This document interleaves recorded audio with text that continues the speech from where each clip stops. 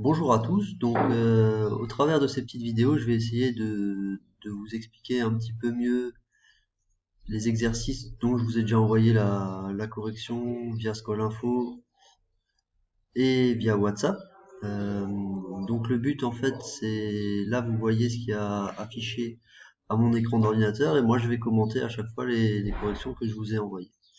Donc ce qu'on va faire, moi je vais à chaque fois reprendre chaque exercice que je vous ai donné. Donc là on va commencer par le numéro 15, page 95.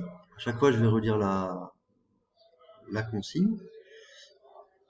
Et ensuite je vais essayer de vous expliquer les méthodes que j'utilise du coup pour répondre aux différentes questions qui vous sont posées dans les exercices.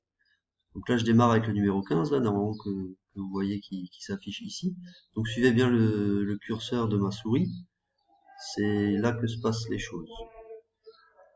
Donc, exercice 15. On vous dit de placer les fractions suivantes sur une demi-droite graduée. Donc, la première chose à faire, c'est ça. Donc, on voit qu'on a une fraction 29e, 4 tiers, 6 sixièmes et 12 neuvièmes. Donc, maintenant, je vais sur ma correction. Donc, ma correction, elle est là. Ça, c'est ce que je vous avais envoyé. Donc, ça, vous l'avez normalement. Donc, la première chose à faire, c'est de retracer une demi-droite graduée. Donc ça, on vous l'a expliqué dans le cours que vous avez dû recopier dans votre cahier. Normalement, il me semble que c'est la dernière partie ou l'avant-dernière partie sur les droites graduées à réaliser. Donc là, pour réaliser ma droite graduée, il faut d'abord que je choisisse les graduations suivant lesquelles je vais avancer. Donc là, on voit que j'en ai 1, 2, 3, 4, 5, 6, 7, 8, 9 jusqu'à la première unité qui est 1. Puis de nouveau 1, 2, 3, 4, 5, 6, 7, 8, 9 jusqu'à la deuxième unité 2. Donc moi en fait j'ai choisi, vous voyez, 2 carreaux pour chaque graduation. Donc en fait du coup entre la graduation 0 et 1, j'ai découpé en 9 parties égales, ce qui correspond aux fractions qui ont pour dénominateur 9. Donc là, on voit bien, j'ai 1, 2, 3, 4, 5, 6, 7, 8, 9 graduations jusqu'à 1. Et ainsi de suite jusqu'à 2. Je rappelle les fractions, ça correspond à une division. Donc la fraction 1, si j'ai découpé en 9 parties égales, en fraction, ça va donner 9 sur 9. Parce que 9 divisé par 9, ça fait 1. Ensuite, pour arriver à l'unité 2, je vais devoir multiplier mon dénominateur par 2. Donc si j'ai 9 sur 9 ici, la fraction correspondant à 2, ça va faire 9 fois 2, ça fait 18 sur le dénominateur qui est 9. 18 divisé par 9, ça fait bien 2. Et ainsi de suite. 3, ça va être 27 sur 9. 27 divisé par 9, ça fait bien 3. Voilà. Donc maintenant, là j'ai fait ma droite graduée. Donc entre chaque unité, j'ai bien découpé en 9 parties égales. Maintenant, on me demande la question, c'est quoi? Y a-t-il des fractions qui sont égales? Donc là, maintenant, en fait, ce que je vais devoir faire, c'est que je vais devoir placer mes fractions sur cette droite graduée que j'ai faite. Donc là, ce que je viens de vous expliquer, en fait, c'est la première partie là que je vous avais mis en rouge ici. Pour avoir des fractions ayant pour dénominateur 9, on partage entre les unités, donc entre 0 et 1, entre 1 et 2, ainsi de suite, en 9 parties égales. Donc ça correspond aux graduations qui sont rouges sur ma demi-droite. Alors je vous l'accorde, les couleurs ne se voient pas très bien. Mais du coup, les graduations en rouge, c'est celles qui sont tous les deux carreaux. Donc 1, 2, 3, 4, 5, 6, 7, 8, 9. Donc là, j'ai bien découpé entre chaque unité entre 9 parties égales. Donc ça, c'est les fractions qui ont pour dénominateur 9. Ensuite, j'ai des fractions qui ont pour dénominateur 6. Donc là, je vais devoir partager entre les unités en 6 parties égales. Ça correspond aux graduations vertes sur ma demi-droite. Donc c'est celles qui sont là. Et donc là, vous voyez bien qu'entre 0 et 1, j'ai 6 graduations. J'en ai 1, 2, 3, 4, 5, 6. 1, 2, 3, 4, 5, 6. Et ensuite, pareil, j'ai des fractions avec dénominateur 3. Donc, entre 0 et 1, je vais découper en 3 parties égales. Donc là, entre 0 et 1, j'ai bien 1, 2, 3 graduations, puis 1, 2, 3 graduations. Donc là, déjà, à ce moment-là, en faisant de cette méthode-là, on voit qu'il y a des graduations qui tombent pareil. Ici, j'ai des fractions qui vont être égales, avec des dénominateurs différents. Ici aussi. Là, là. Donc maintenant, quand j'ai fait ce travail-là, eh ben, je peux placer mes fractions sur la demi-droite graduée. Donc, j'ai 6 sixièmes, donc 6 divisé par 6, ça fait 1. Donc ça, je le place ici. 4 tiers, donc on a le numérateur qui est supérieur au dénominateur. Donc cette fraction-là, elle va être comprise entre 1 et 2. Je sais que 3 tiers, 3 sur 3, c'est égal à 1. Donc je vais au tiers suivant. Donc je me place ici. 4 tiers. Ensuite j'ai 12 neuvièmes. Donc j'ai le numérateur qui est supérieur au dénominateur. Je vais devoir me placer entre 1 et 2. Je sais que 1, ça correspond à 9 sur 9, et que 2, ça correspond à 18 sur 9. Donc je compte 3 graduations après 1. Donc 1, 2, 3, et je peux placer mon 12 sur 9.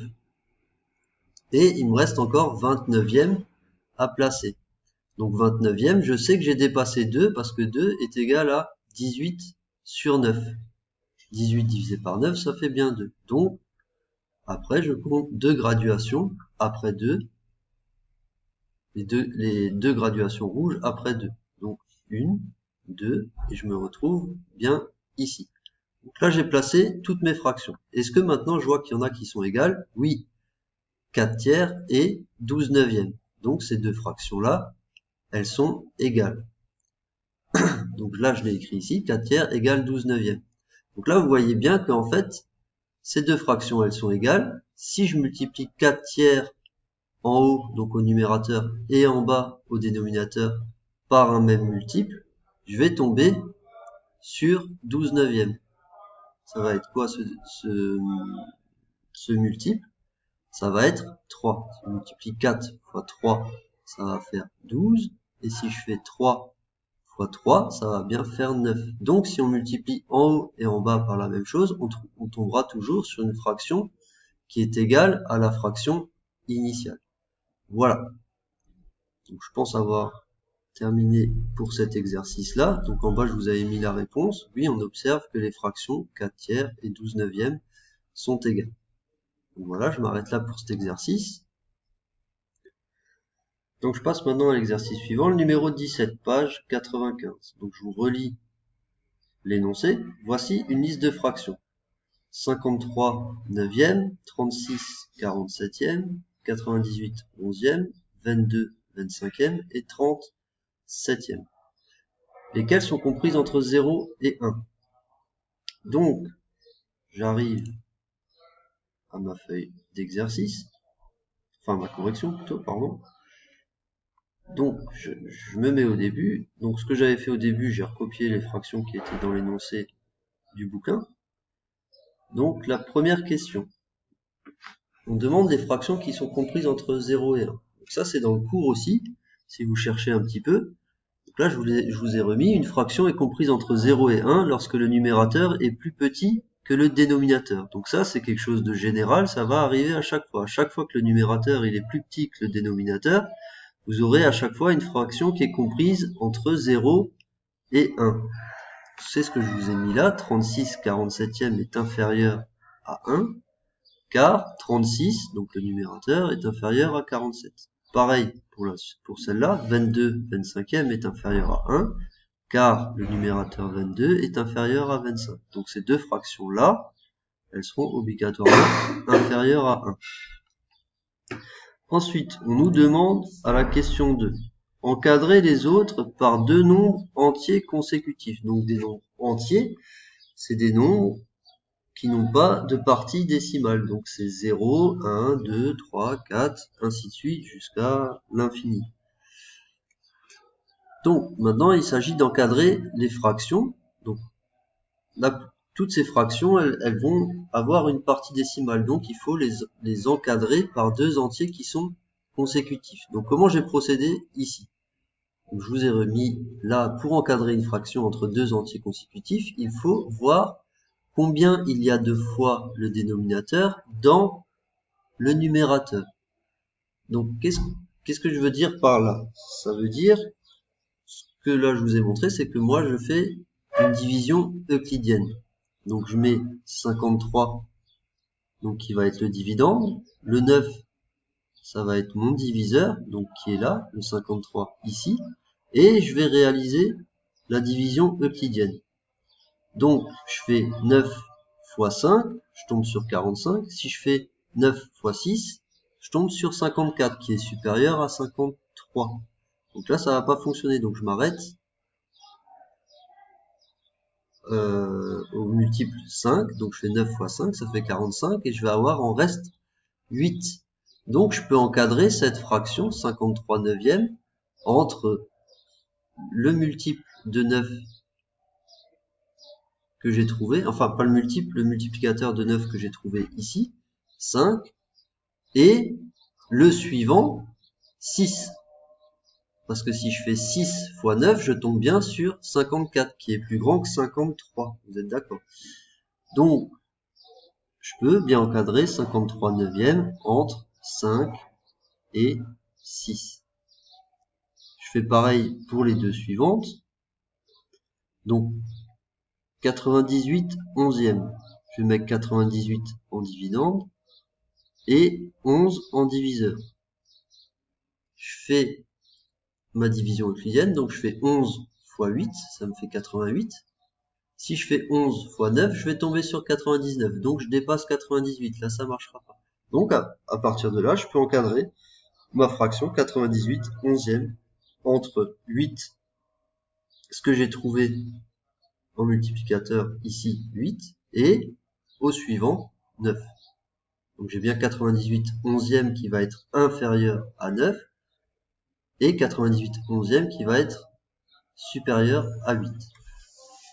Le suivant, 37 septième, je procède de la même manière. Je fais 7 fois 4, je tombe sur 28. Si je fais 7 fois 5, je tombe sur 35, qui est supérieur à 30. Donc là, je ne vais pas pouvoir l'utiliser. Donc ça va être mon entier suivant. Donc je l'encadre, 37 septième, entre 4 et 5. Voilà pour l'exercice là.